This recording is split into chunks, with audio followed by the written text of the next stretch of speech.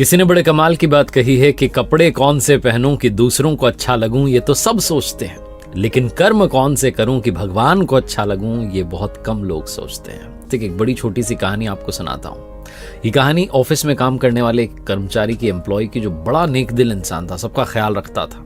Office में सब उससे खुश रहते थे, बड़ा अच्छा इंसान था। यहाँ तक कि अड़ोसी पड़ोसी खुश रहते थे। सबका ख्याल रखने वाले जो लोग होते हैं ना, उनमें से एक था।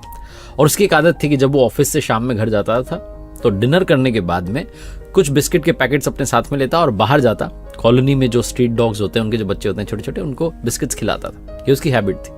और डेली वो इवनिंग वॉक पर जो है खाना खाने के बाद में निकल जाता था। एक दिन क्या हुआ कि वो ऑफिस से आने में लेट हो गया।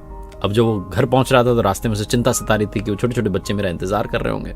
घर पहुंचा, बीवी ने कहा कि डिनर तैयार है, खाना खा लेते हैं, फिर आप चले जाना, मैं भी चल लूंगी आपके साथ में, जो छोटे बच्चे उनको खिला देंगे।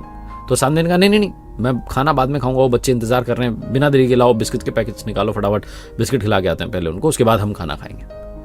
तो उसकी बीवी गई, जाकर किचन में देखा तो बिस्किट के पैकेट्स खत्म हो गए थे। और देरी इतनी हो चुकी थी, 11 साढ़े 11 बज गई थी कि आसपास की दुकानें बंद। उसने फोन ऑन करके देखा लेकिन कुछ ऑर्डर नहीं हो पा रहा था, क्या करें।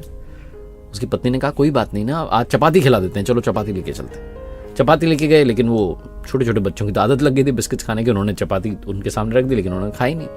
अभी चिंता में पड़ गए, क्या करें, तो भूखे सो जाएंगे आज, कैसे इनकी मदद करें, क्या करें। टेंशन हो गई उस आदमी को। उसकी पत्नी ने कहा कोई बात नहीं, एक दिन से क्या फर्क पड़ता है, चलो अपन खाना खाते हैं।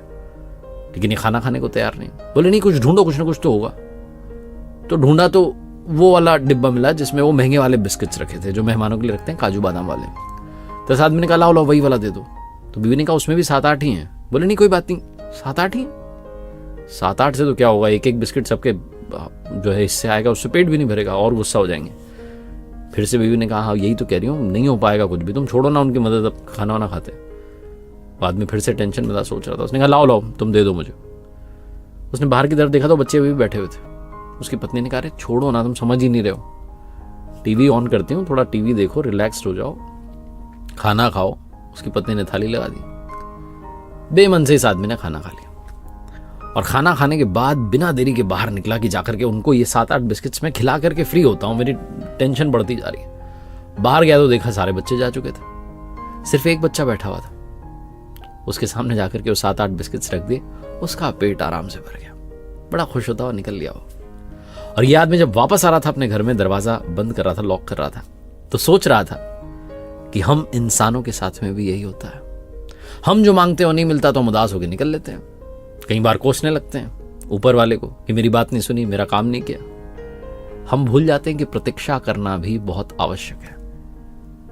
वो जो छोटा सा पिल्ला था जो वेट कर रहा था, बच्चा, वो सिर्फ इसलिए वेट कर रहा था, उसे भरोसा था कि जो आता है रोज हमें खिलाने के लिए वो आएगा, बिस्किट्स लेकर के आएगा। और ये बिस्किट्स लेकर के गए और उसी के हिस्से में आया, उसका पेट आराम से भर गया। बहुत छोटी सी कहानी है जिसका सार ये सिखाता है कि लाइफ में सब्र करना भी सीखिए। अच्छा समय चल रहा है तो शुक्र कीजिए, और बुरा समय चल रहा है तो थोड़ी सी सब्र कीजिए, आपको लाइफ में सब कुछ मिलेगा।